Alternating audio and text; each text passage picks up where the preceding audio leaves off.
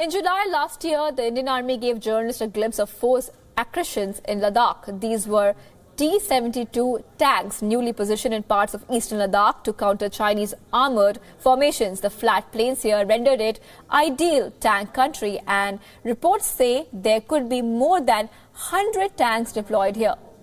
This new iron wall on the Ladakh frontier flows from critical decisions taken by the army brass in 2012 that while Pakistan remains a threat, China is the bigger threat and the army needs to reorient its forces and deployment to meet the threat. The standoff in Doklam has reinforced the army's sense of urgency, and it has set 3 broad priorities for itself over the next 5 years. The first one is focus on infrastructure and improved logistics. Secondly, capability enhancement with better infantry weapons, intelligence and surveillance equipment as well. Now, media reports quoted senior army officers saying the standoff gave a great push to our focus on China. It is not that the focus was not there earlier, but greater efforts are now being made militarily for our northern borders. What is India doing? It is fast-tracking infrastructure. Now, infrastructure includes all-weather roads stretching from Ladakh to Arunachal Pradesh, also the international boundary in East Sikkim. Construction of 73 roads have been fast-tracked, although progress remains slow. Only 30 roads have been laid so far.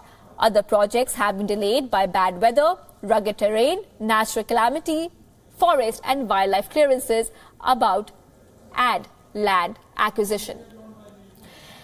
As an alternative to road, 17 tunnels are being laid all along the line of actual control to reduce distance and ensure all-weather connectivity.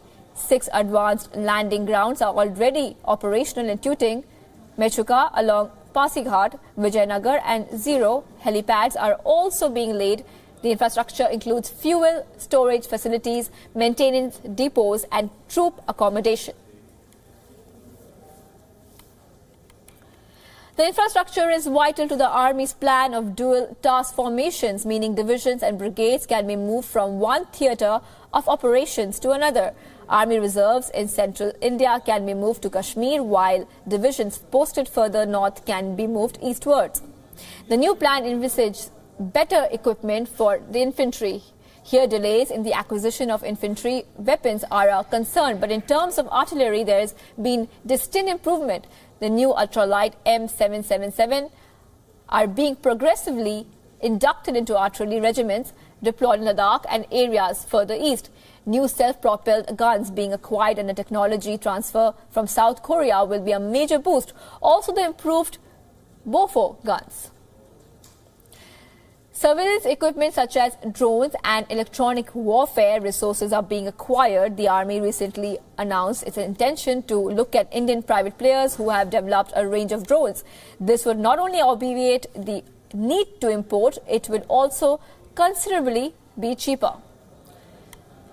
The constraint is money. The budget outlay works out to around 20,000 crores every year for the next 5 years. This may be not available unless the defence spending is hiked to 3% of the total budget. With state elections this year and a general election next year, hiking the defence budget may not be feasible